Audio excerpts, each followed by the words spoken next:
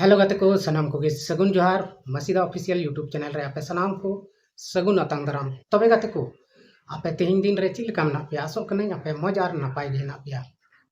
are in हो मज are नापाय गे हेना तबना तबे गाते को देलाबन तेहिन मिटन ताजा खबर से बहुत अच्छा खबर बन आंजमा नवा वीडियो रे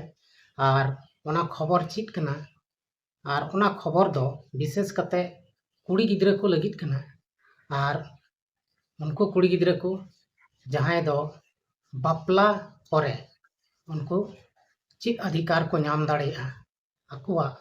नैहर रे नवा बखरा तगे तेहना वीडियो दो हुयो लगी आदो अडी रस्करिया कथा कान गया चेदा से गाते को अबो संताल से आदिवासी को आयमा जायगा रे आयमा लेकाना समस्या से तहनो आदो तेहिं आदिवासी को लगित तेगे नवा खबर दो कना आर आदिवासी कुड़ी गिद्रा को लगित कना विशेष कते दो आदो देलाबन नवा वीडियो तेहिं बन स्टार्ट लगे आर ओना खबर बन बड़ाय लगे चेक कना तबे गाते को अब बन बड़ाय गया जे मेनते आदिवासी समाज से संताल समाज रे नवा दो अडी सिदाय खय गे घर जवाय घर दी जवाय नवा बखरा अब बन बड़ाय गया जे जहां रेन मान लिया कोड़ा गिद्रा को बनू को उनको तो घर जवाय को दो दाड़े को से को दोहयत को से को दोहो वकत को आर उनको दो अधिकार तहे कान तको जे मेनते टाका रे चिरना उनको बाबावा संपत्ति खन हिस्से को नामे तेना बखरा को नामे तेना आदो नवा बखरा तगे अब बन गलमरा कना तेहिं दो जे नितो उनको चित को नाम दाड़िया आर चित अधिकार मेना तको उनको तबे गाते को आयमा जायगा रे नित हो घर जवाय मेना को गया आदिवासी रे हम मेना को गया से एटा जात रे आदो लाहा दोबन बड़ाय कान थेन गया जे एटा जात रे से कुड़ी को अधिकार आधा मेना नवा दो लाहार के पास चुकाव कना मेनखान आदिवासी रे दो नुका बांग आग माने भेगार कते तो बांग पास कान थेना मेनखान तिहिं हाई कोर्ट रे सुप्रीम कोर्ट रे तेहिं नौकान फैसला है कना नौकाना फैसला है कना जे मेनते आदिवासी कुड़ी गिद्रा हो आकुआ नैहर रे जुदी तहन रिया इच्छा तहन तया तबे उनी दो पूरा पूरी बराबरी हिस्सा नामा यानी कि कोड़ा गिद्रा तिना ए नामा उना अधिकार गे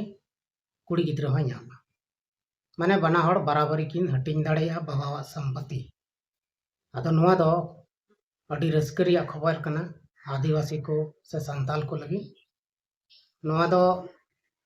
अबो बन नेल दा अडी जायगा रे अबोरेन संताल बया को ओड़ा रे से घरंज रे आयमा जगह रे नौका घर जवाय को दहो का को तो ओंडे उनको दो मौज गी लहा दो तहनो कना पूरा बेस की को दहोय को जेमन गोगो बाबा किन तहन भर दो पूरा सुख शांति किन तहना सुख शांति उनको घरंज परिवार रेन को तहना जब गे गोगो बाबा किन बेंडा कना सकिन गुजो कना तो ओना बाद दो उनको घरंज रे अडी मरांग आकोट पैदा कना उनको रेन बही गुतिया से बोयहा को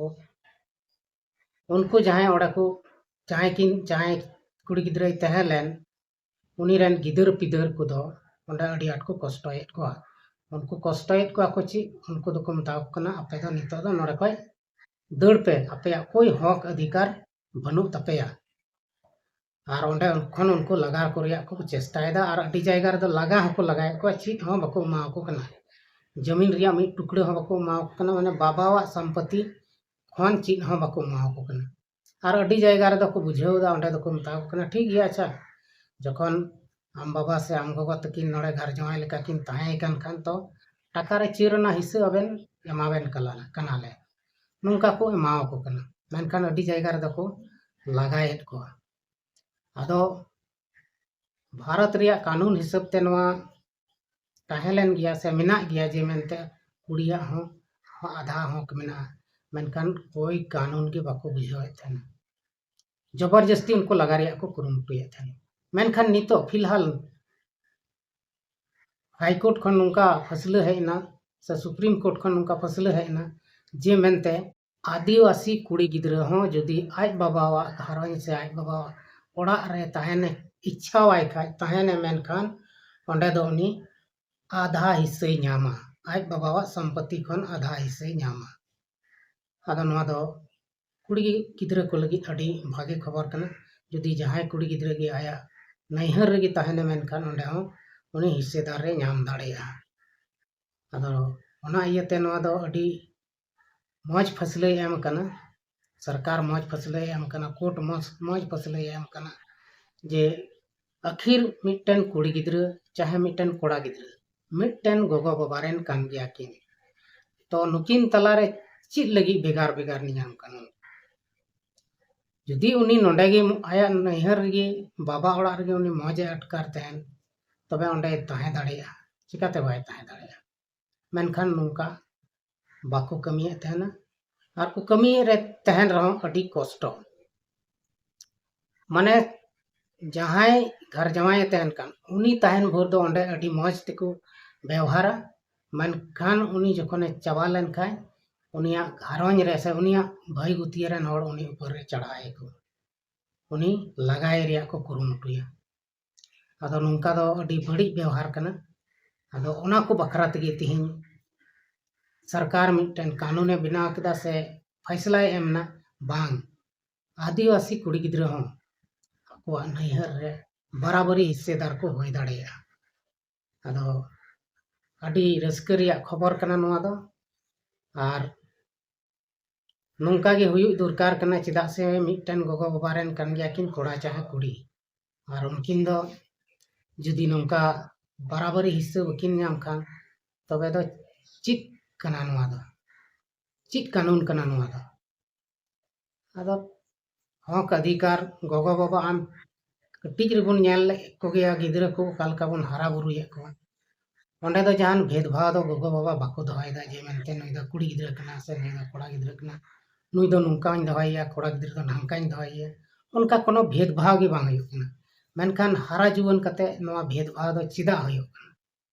आदो नोआ भेदभाव हुयुग रिया मेन कारण दो होय दाड़ेया लालच आम दो बोलिñ बापला का मेखा आम दो चला में जमाय ओड़ा थे मेनखान आम हम बपलाव कना मिट्टन कुड़ी हड़ गेम माइजी गेम अगू कदे आर हमरेन मिश्रा हो से हपनेरा हो मिट्टन माइजी कान गया घर संसार चला कना आदो गति को गोगो हड़ बेगर बाबा हड़ एकला चित हो बाय चिका दाड़ेया एनते हो अब बाबन बुझाव ᱧᱟᱢᱟ उनको बन बिस्ते बाबन दोहो कोआ आदो तिहिन अब बन बुझ ᱧᱟᱢ केदा जे कानून पास एन तबना आदो तिहिन खन जहां गे नुका झगड़ा तपाम एहो उनी ऊपर ते जुदी केस लेखान उनी दा सीधा गे जेल तको इदिया